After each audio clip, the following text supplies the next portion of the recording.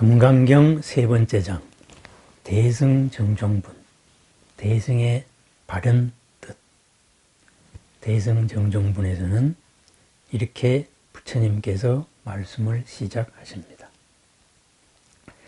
보살의 수레를 타고 나아가는 자는 모든 생명들, 모든 존재들이죠. 모든 존재들이 존재하는 한, 이 모든 존재들을 열반의 세계를 향해 완전한 열반에 들게 한다. 그러나 모든 존재들이 완전한 열반에 들게 하였더라도 결코 어떠한 존재도 완전한 열반에 내가 들게 한 것은 아니다 라고 마음을 일으키라고 합니다. 그런데 여기서 모든 존재들, 모든 생명들, 우리가 흔히 중생이라고 말하는 모든 삶들은 어떠한 존재들이 있을까 한번 살펴볼 필요가 있겠습니다. 우리는 가끔 뉴스나 이런 것을 통하여서 참 엉뚱한 데에도 생명이 존재하고 있구나, 이런 사실을 알게 됩니다. 가장 극단적인 상황, 영하 53도를 바라보는 그러한 땅에도 사람들은 살아갑니다.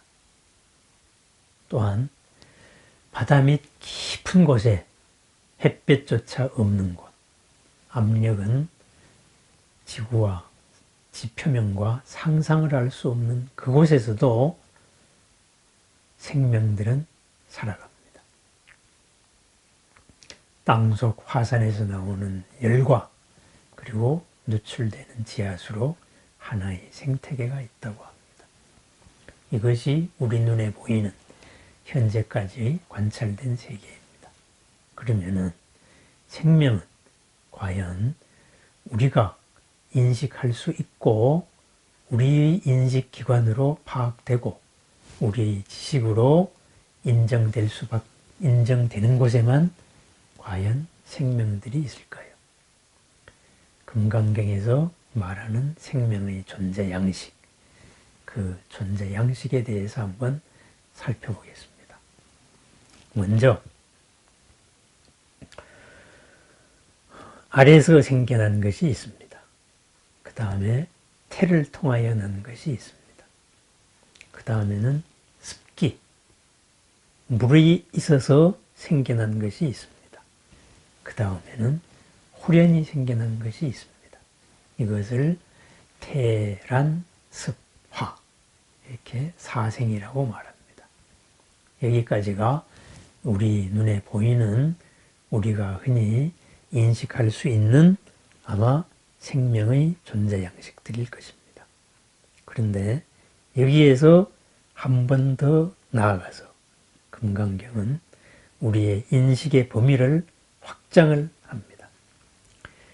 형상이 있는 존재도 있지만은 형상이 없는 존재도 있고, 그리고 지각이 있는 존재도 있지만은 지각이 없는 존재도 있다. 지각이 있는 것도 아니고 없는 것도 아닌 존재들도 있다. 이렇게 말합니다. 이것이 의미하는 바가 무엇이겠습니까? 태로 태어나는 것, 포유류, 우리 같은 사람들입니다. 또는 짐승들입니다. 알에서 태어나는 것들, 짐승들이 있습니다. 그 외의 모든 것은 습기가 있고 물이 있고 적당한 환경이 되면은 다 태어납니다. 생명의 모습을 드러냅니다. 습기로 인해서 드러나는 것입니다. 그래서 지구 밖에 생명체가 있을까? 우리들의 인식 방법으로 생각해 볼 때 제일 먼저 찾게 되는 것이 지구와 같은 환경, 물이 있는 곳을 찾게 됩니다. 우리의 육신도 이 육신에서 물을 빼버린다면 남는 것은 얼마나 되겠습니까? 그런데 여기에 덧붙여서 화생을 이야기합니다. 화생. 홀연히 드러나는 것. 홀연히 생겨나는 것을 말합니다. 우리 눈에 보이지 않는 존재입니다. 여기서부터 우리 불교의 인식이 확장되어 갑니다. 삼매에 의해서 드러난 다른 차원이 열리는 것입니다.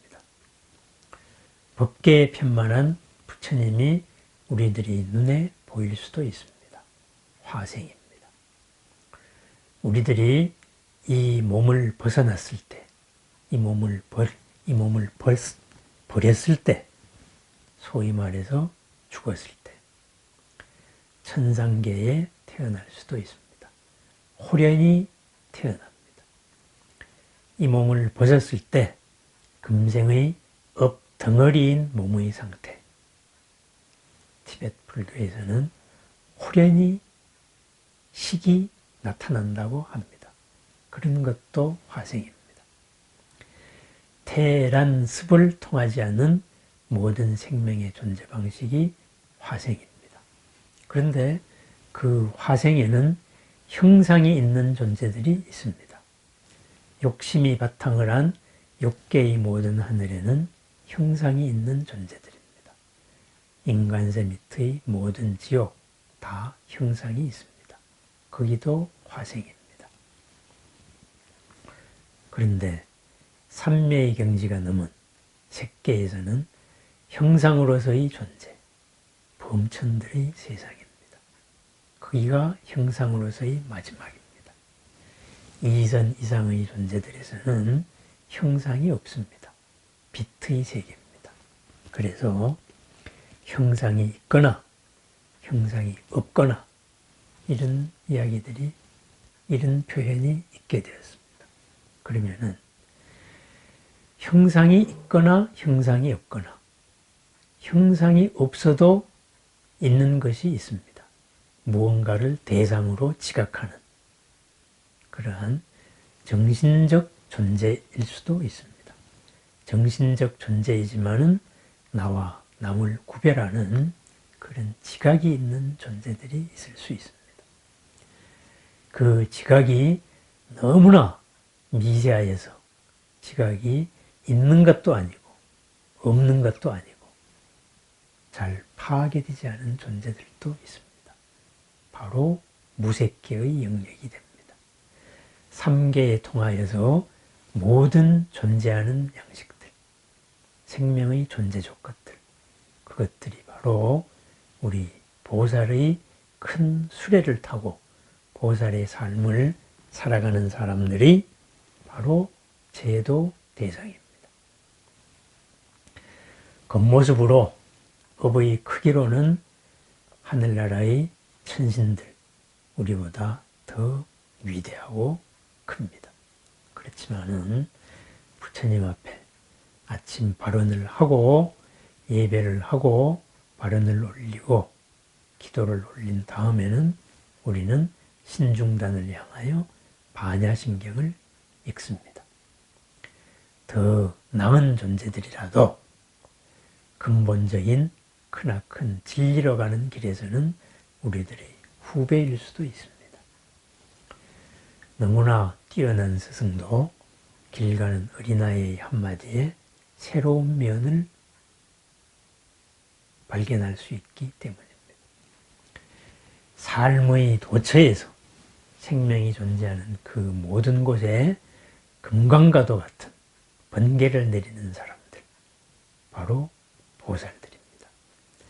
스스로가 만족하고 있는데 번쩍 반야의 빛을 비추어서 스스로 만족의 한계를, 그 만족이 진정으로 크나큰 만족이나 이익이나 안락이 아니었구나 깨우쳐서 마침내 위 없는 길로 나아가게 하는 것, 바로 보살의 수레를 타고 나아가는 사람들입니다. 존재의 양식에 구애되지 않습니다. 나의 인식이 전체다 고집하지 않습니다. 내 마음이 깊어갈수록, 내 마음이 커져갈수록 덕이에 담겨져 가는 모든 존재들한테 진실을 일러주는 마음입니다. 그러한 진실, 무엇입니까? 모든 생명들이 궁극적으로 도달해야 될 본래의 모습입니다. 바로 열반의 모습이기도 합니다. 그 모습을 열반이라고도 표현하였고 청정한 삶이라고도 표현하였고 자기 자신이 입고 있는 한계를 벗어난다 하여 해탈이라고도 표현했습니다. 생명이 존재하는 양식, 조건에 제한이 없습니다. 우리가 눈으로 볼 수 있는 이 생명의 존재들도 또한 제한이 없습니다. 우리들의 마음이 향하는 곳, 그 어디에나 생명은 존재하고 있습니다. 우리들의 마음을 넓혀나가며 모든 생명의 참다운 이익과 안락을 찾아나가는 삶, 바로 보살의 수레를 타고 나아가는 사람들입니다. 내 인식의 한계에 갇혀서 나만의 이익, 내가 이익이라고 생각하는, 내가 안락이라고 생각하는 것만 추구하는 사람들, 욕망의 수레, 업의 수레를 타고 나아가는 사람들입니다. 하나는 크고 하나는 작습니다. 하나는 바르고 하나는 바르지 않습니다. 하나는 허물이 없고 하나는 허물이 있습니다. 우리는 바르고 큰 길을 걸어 나갑니다. 보살의 수레를 타고 있기 때문입니다.